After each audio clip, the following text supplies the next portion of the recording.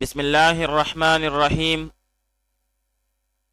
الحمد للہ رب العالمین والعاقبۃ للمتقین والصلاة والسلام على خیر خلقہ محمد وآلہ واصحابہ اجمعین۔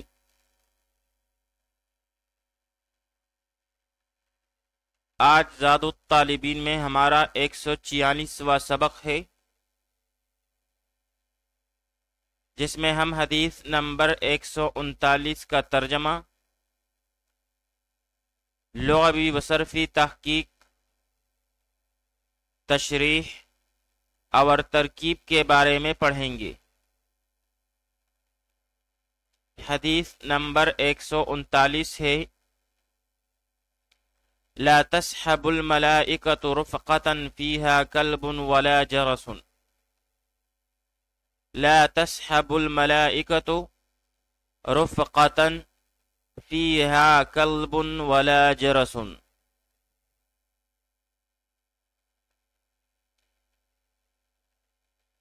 لا تسحب الملائکۃ، نہیں ساتھ رہتے فرشتے، رفقۃ، ایسی جماعت یا قافلہ کے، فیہا کلب، جس میں کتا ہو، ولا جرس، اور نہ اس میں جس میں گھنٹی ہو۔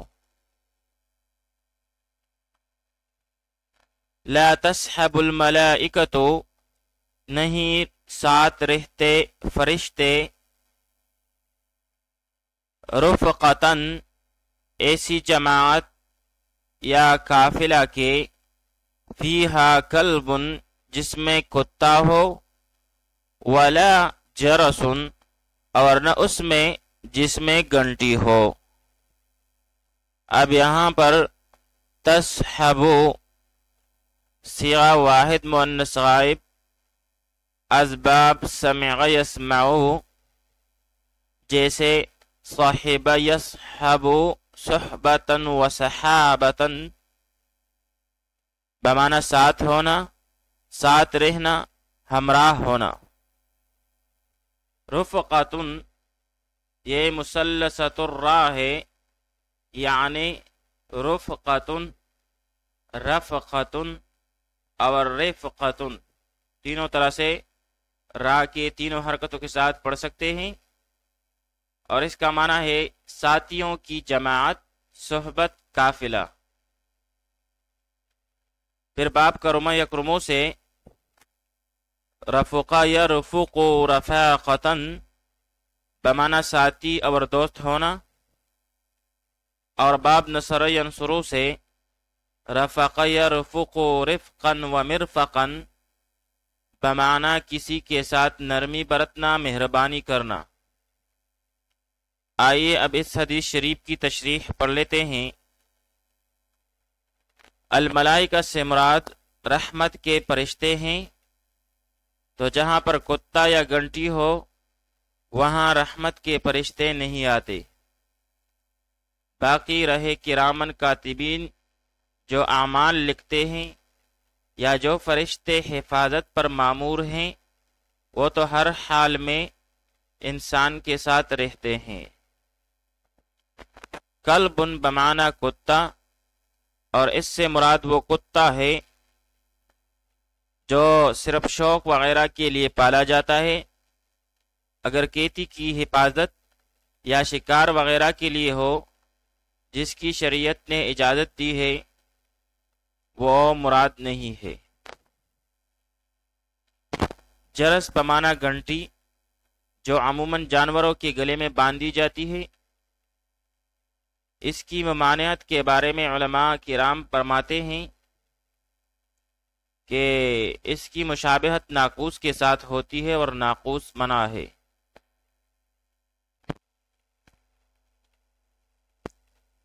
ایک دوسری روایت میں آتا ہے کہ آپ صلی اللہ علیہ وآلہ وسلم نے ارشاد فرمایا کہ ہر جرس کے ساتھ شیطان ہوتا ہے۔ ایک مرتبہ حضرت عائشہ صدیقہ رضی اللہ تعالی عنہا کے پاس ایک لڑکی آئی جس کے پاؤں میں گھنگرو تھے، تو حضرت عائشہ رضی اللہ تعالی عنہا نے فرمایا کہ میرے پاس سے وہ چیز لے جاؤ جو ملائکہ کے آنے سے یا ملائکہ کے آنے میں رکاوٹ بنتی ہے۔ پھر علماء کرام فرماتے ہیں کہ مروجہ گھنٹیوں کا استعمال جائز ہے جو کہ گر گر لگی ہوتی ہیں، اور اس کی وجہ یہ ہے کہ اس میں ضرورت ہے، اور یا یہ کہ کراہت تنزیہی ہے، اور کراہت تنزیہی اور جائز جمع ہو سکتے ہیں۔ آئیے اب اس حدیث شریف کی ترکیب پڑھ لیتے ہیں۔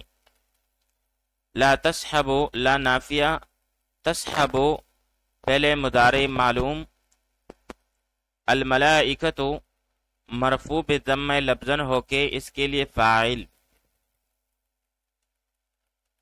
پھر آگے جا کر رفقتاً موصوف ہے، فیہا جار مجرور مل کر یہ متعلق ہوا ثبتا فعل محذوف کے ساتھ،